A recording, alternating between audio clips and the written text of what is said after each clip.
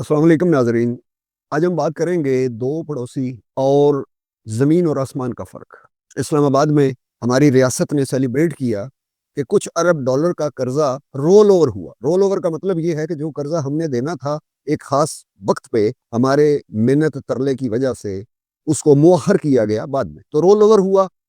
और दूसरी तरफ क्या हुआ, इंडिया हमारे पड़ोस में जो कि कुछ वक्त पहले एक सर्वाइवल की जंग में चला गया था, एग्जिस्टेंशियल थ्रेट फेस कर रहा था। प्रेसिडेंट ट्रंप की तरफ से 50% टैरिफ के बाद इंडियन एक्सपोर्ट्स के बारे में ये अंदाजा था कि ये मुनहदिम हो जाएंगी, कोलैप्स हो जाएंगी, खत्म हो जाएंगी। लेकिन हुआ क्या, इस हवाले से इंतहाई दिलचस्प आदाद शुमार आपके सामने पेश करने लगा हूं। नवंबर के महीने में रिकॉर्ड की बात यह है कि इंडिया की एक्सपोर्ट्स अमेरिका को उनमें 22% इजाफा हुआ, जबकि पाकिस्तान के ऊपर जो टैरिफ बड़ा दोस्ताना, चूंकि हमारे अरबाब इख्तियार के प्रेसिडेंट ट्रंप के साथ बड़े यारी दोस्ती बन गई है और हमारे ऊपर टैरिफ सिर्फ 19% है, लेकिन इसके बावजूद हमारी जो एक्सपोर्ट्स हैं उनके अंदर कमी वाकया हुई। 8% कमी वाकया इस एक महीने में। और इंडिया की एक्सपोर्ट्स मैंने अर्ज किया कि 22% इजाफे के बाद 7 अरब डॉलर एक महीने में एक्सपोर्ट की गई इंडिया की तरफ से। तो आज इसकी जरा हम वजह भी बयान करते हैं। आज की इस स्पेशल ब्रीफिंग में मैं आपके सामने एक अनपैक करता हूं सॉवरेनिटी गैप, कर्जे के रोल ओवर को स्टेबिलिटी कहने वाले या उसके ऊपर जश्न मनाने वाले या आतिशबाजी करने वाले, इसकी हकीकत को जरा हम समझने की कोशिश करते हैं। इसाक डार साहब ने कंफर्म किया कि उन्होंने 1 अरब डॉलर यूएई को, यूनाइटेड अरब एमिरेट्स को जो देना था, उसके बदले में उन्होंने पाकिस्तान की जो फौजी फाउंडेशन कंपनीज है उनमें शेयर 1 अरब डॉलर के दे दिए। और साथ ही क्या किया, पीआईए हमारा जो एक नेशनल फ्लैग कैरियर है उसको बेच दिया गया। और उसे हमें क्या मिलेगा, रियासत पाकिस्तान को क्या मिलेगा, इसको शेडोई डील एक कहा जा रहा है दुनिया भर के मीडिया में। और आज की इस गुफ्तगू में मैं आपको इंटरनेशनल मीडिया के वो अक्स भी दिखाऊंगा। कोई भी नुक्ता जो मैं आपके सामने पेश करूंगा एविडेंस के साथ होगा, ताकि आप हकायक को जान सकें कि हम कहाँ खड़े हैं और हमारा पड़ोसी भारत कहाँ खड़ा है। और उसमें सिर्फ मिलिट्री माइट जो है शायद वो काफी नहीं है। रियासत के 300 मिलियन 30 करोड़ लोगों की बका के लिए या रियासत के अपने बका के लिए सिर्फ ये काफी नहीं है कि हमारा डिफेंस बहुत मजबूत है। ओके, बहुत अच्छी बात है कि डिफेंस मजबूत है, होना चाहिए, लेकिन क्या रियासत का हदफ सिर्फ यही होना चाहिए? जब रियासत अपना एक, जैसे कहते हैं कि खानदानी असासे बेचने लग जाए, तो याद रखें कि ये फाइनेंशियल क्राइसिस नहीं है, सिर्फ मालियाती बहरान नहीं है, ये एक रियासत की आहिस्ता आहिस्ता तहलील की तरफ बात जा रही है। खुदा ना करे अब हम ये देखते हैं कि इंडिया में 50% टैरिफ के होते हुए भी, जबकि तवक्को दुनिया में ग्लोबल मार्केट्स में ये थी कि इंडिया कोलैप्स कर जाएगा और खुद मुख्तारी का जो उसको एक जोम है वो टूट जाएगा, क्योंकि वो ग्लोबल साउथ के साथ भी अपना ताल्लुक रखे हुए है, वो रशिया के साथ अपने ताल्लुकात को जो पहले ही स्ट्रेटेजिक बहुत डेप्थ है उसको मजीद मजबूत कर रहा है। दुनिया भर के यानी वेस्टर्न दुनिया की मुखालफत के बावजूद भी रशियन ऑयल खरीद रहा है और पहले से बहुत ज्यादा खरीद रहा है। चाइना के साथ भी अपने ताल्लुकात को ठीक कर रहा है और ग्लोबल साउथ का एक लीडर बन के उभर रहा है। तो क्या वजह है कि 50% टैरिफ लगने के बाद होना तो ये चाहिए था कि उसकी एक्सपोर्ट्स और उसकी इकोनॉमी जो है वो मुनहदिम हो, कोलैप्स हो जाती, लेकिन हुआ क्या, एक्सपोर्ट्स तो बढ़ गई और वो भी अमेरिका को। बाकी एक्सपोर्ट्स की तरफ अभी बात मैं नहीं कर रहा। तो इसकी जरा वजह जानते हैं। इसकी वजह एक लफ्ज में अर्ज करूं तो उसे कहते हैं स्ट्रक्चरल इनडिस्पेंसिबिलिटी, नागुजीरियत। नागुजीरियत, नागुजीर हो गया। किस तरह, किस तरह उसने 50% टैरिफ की ये जो एक लाठी चली इसको बीट किया और अब वो मजीद तेजी से आगे बढ़ रहा। तो इसके लिए सिर्फ वो एक ताजर वेंडर नहीं रहा, बल्कि एक सिस्टमैटिक पिलर बन चुका है। अदाद शुमार देखते हैं। स्मार्टफोन, स्मार्टफोन में यूनाइटेड स्टेट्स को उसकी एक्सपोर्ट्स 3 गुना बढ़ गई और उनका हुजम चला गया 1.47 बिलियन पर। एप्पल की जो प्रोडक्ट्स हैं 25% आईफोन जो हैं वो इंडियन सॉइल पर बन रहे। अच्छा जी, लगाओ टैरिफ, ट्रंप साहब टैरिफ लगाए ना। तो अगर इंडियन एक्सपोर्ट्स जो एप्पल कंपनी की इंडियन सॉइल पे हो रही है, अगर इस पे टैरिफ लगता है तो उससे पनिश कौन होगा? इंडिया कम और अमेरिकन बायर ज्यादा। और जो एक बहुत बड़ी कंपनी एप्पल وہ زیادہ پنش ہوگی، انڈیا کم پنش ہوگا۔ اب آ جائیں دوسرے نقطے کی طرف۔ انڈیا دنیا کی فارمیسی بن چکا ہے۔ 40% جنرک ڈرگز جو امریکہ میں آتی ہیں وہ میڈ ان انڈیا ہوتی ہیں، اور اگر ان ادویات کے اوپر ٹیرف 50% ٹرمپ صاحب عائد کرتے ہیں تو چند ہفتوں میں امریکہ کا ہیلتھ کیئر سسٹم کولیپس کر جائے گا۔ لگائیں 50% ٹیرف؟ نہیں لگا سکتے، کیونکہ آپ کی سروائیول آپ کے حریف کی پروڈکشن پہ ڈیپینڈ کرتی ہے۔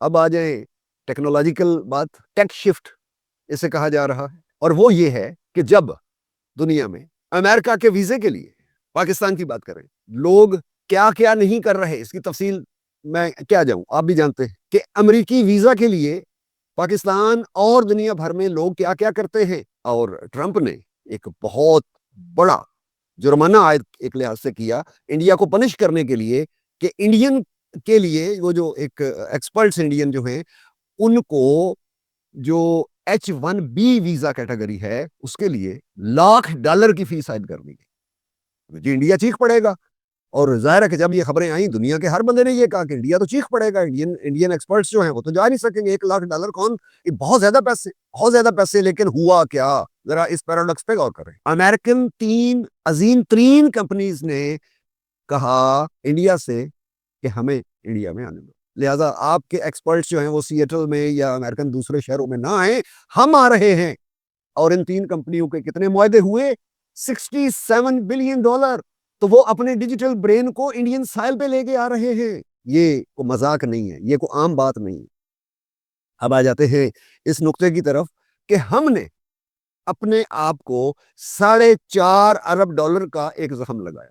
اس کو انگلش میں کہتے ہیں سیلف انفلکٹڈ وونڈ، جس کو وہ انگریزی محاورہ ہے اپنے پاؤں پہ شوٹ کرنا، خود اپنے پاؤں پہ کلہاڑی مارنا، اردو میں ایک محاورہ۔ میتھمیٹکس پہ ذرا غور کریں کہ ایک طرف تو ہم نے آتش بازیاں کی، نعرے لگائے، عظیم سفارتی کامیابی قرار دیا کہ ہمارا قرضہ رول اوور ہو گیا، اور ہم نے جناب $36 ملین میں اپنی ایک عظیم ترین ایئر لائن جو ہے وہ کسی کے حوالے کر دی۔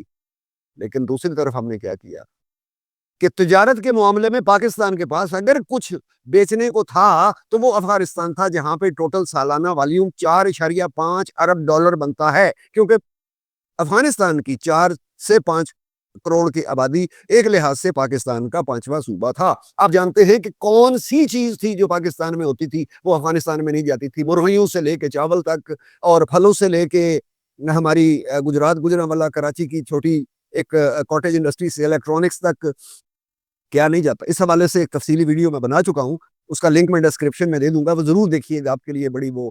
اور بڑے سیکٹر کیا تھے؟ سیمنٹ، چینی اور ٹیکسٹائل ہم نے بند کر دی۔ سیکیورٹی جی ہم نے ایک نیا دشمن انوینٹ کیا نا، نیا دشمن ایجاد کیا، ہم نے مینوفیکچر کیا، لہٰذا تجارت نہیں کرنی۔ تو اس سے کیا ہوا کہ سینٹرل ایشیا کا گیٹ ہمارا بند ہو گیا۔ 8,000 ٹرک جو ہیں وہ بارڈر پہ گل رہے ہیں، سڑ رہے ہیں۔ $4.5 ارب کا ہم نے خسارہ کیا۔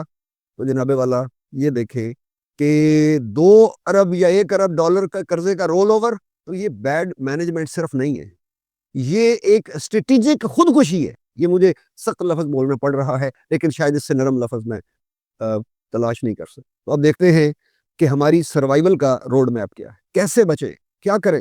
تاریخ بالکل واضح ہے کہ صرف military might say, Soviet union کی مثال آپ کے سامنے ہے، اور اگر مثالوں کی طرف ہم چلیں تو شاید بات بہت زیادہ لمبی ہو جائے۔ تو بے شمار ریاستیں تحلیل ہو گئی، ختم ہو گئی، کہ جن کے پاس بہت زیادہ ڈیفنس کیپیبلٹیز تھیں، لیکن اپنی عوام کو دینے کے لیے روٹی نہیں تھی، ختم ہو گئی۔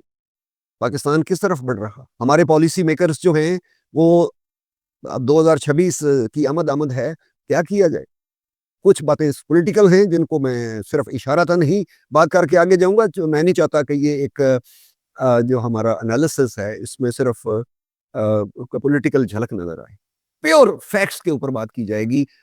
سب سے پہلی بات انتہائی امپورٹنٹ، آج بھی آنے والے کل میں بھی انڈیا کی مثال پکڑے، انڈیا کی پروڈکٹس ریپلیسیبل نہیں ہیں، ان کو بدلا نہیں جا سکتا۔ وہ صرف ٹیکسٹائل یا جوتے یا اس طرح کی چیزیں نہیں ہیں، وہ ان اوائڈیبل ہیں، ناگزیر ہیں۔ لہٰذا صرف ان مصنوعات کی طرف مت جائیں جو دنیا میں کوئی بھی ملک کہیں سے بھی مارکیٹ سے خرید سکتا ہے۔ جیسے ٹیکسٹائل کو لے لیں، ویتنام ہے، چائنا ہے، بنگلہ دیش ہے، دنیا میں ایک بڑی لمبی لسٹ ہے جو ٹیکسٹائل کی مصنوعات تیار کرتی ہیں، لہٰذا آپ کی کوئی مجبوری کسی کو نہیں ہے۔ کوشش کریں انڈیا کی طرح وہ مصنوعات، وہ پروڈکٹس تیار کریں جو ریپلیسیبل نہ ہوں، جن کو بدلا نہ جا سکے، جن کی جگہ پہ آپ کی بجائے کوئی اور اس کا تاجر نہ دنیا کو ملے۔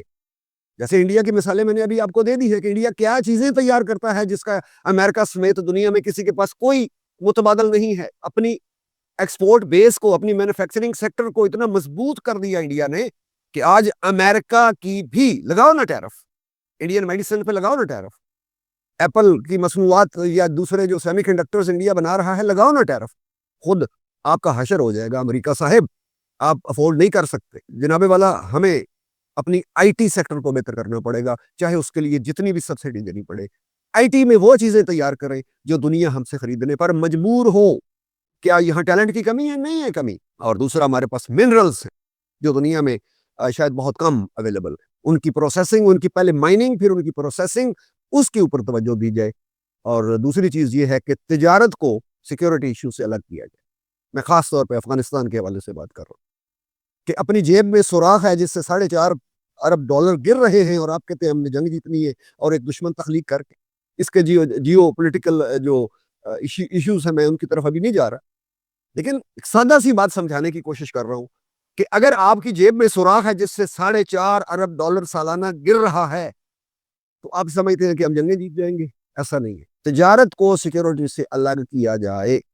اور تیسرا یہ ہے کہ گھر کے اثاثے اس طرح سویپ مت کرے کہ پچھلے قرضوں کی ادائیگی کے لیے اپنے مستقبل کو مت کھائیں۔ اپنے ماضی کی جو غلطیاں ہیں اس کے لیے اپنے مستقبل کو ہم کھا رہے ہیں جب ہم اپنے اثاثے اونے پونے بیچ رہے ہیں اور مشکوک قسم کی ڈیلز میں ہم ان کو لیکویڈیٹ کر رہے ہیں۔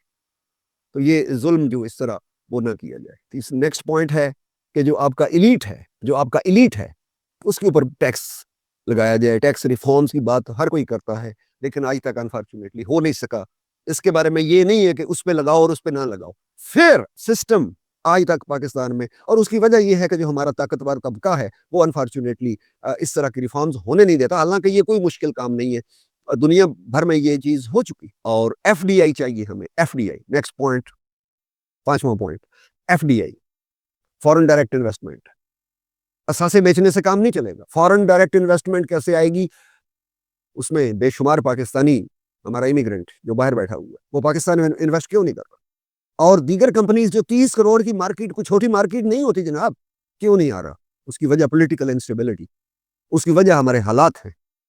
تو اب یہ ایک سینسیٹیو موضوع ہے، اس کے اوپر میں اپنی زیادہ رائے اس لیے نہیں دے رہا کہ آپ کو معلوم ہے، بہت کچھ معلوم ہے کہ جب تک پولیٹیکل اسٹیبلٹی نہیں آئے گی اس وقت تک بات نہیں بنے گی۔ تو یہ ایک جو فیک وکٹریز ہیں، فیک وکٹریز جن کے اوپر آتش بازی ہم کر رہے ہیں، تو چوائس بڑی سمپل ہے کہ ریئل پاور بنانی ہے جیسے انڈیا نے بنائی تھرو ٹریڈ، یا ہم فیک وکٹریز جو ہے اس کے اوپر اپنی سوورینٹی جو ہے وہ کمپرومائز کرتے چلے جائیں گے، کم کرتے چلے۔ اگر آپ کو یہ ڈسکشن بہتر لگی تو میری گزارش ہے کہ چینل کو سبسکرائب کریں، لائک کریں، کمنٹ کریں، اس سے ہماری حوصلہ افزائی ہوگی۔ آپ کا بہت شکریہ۔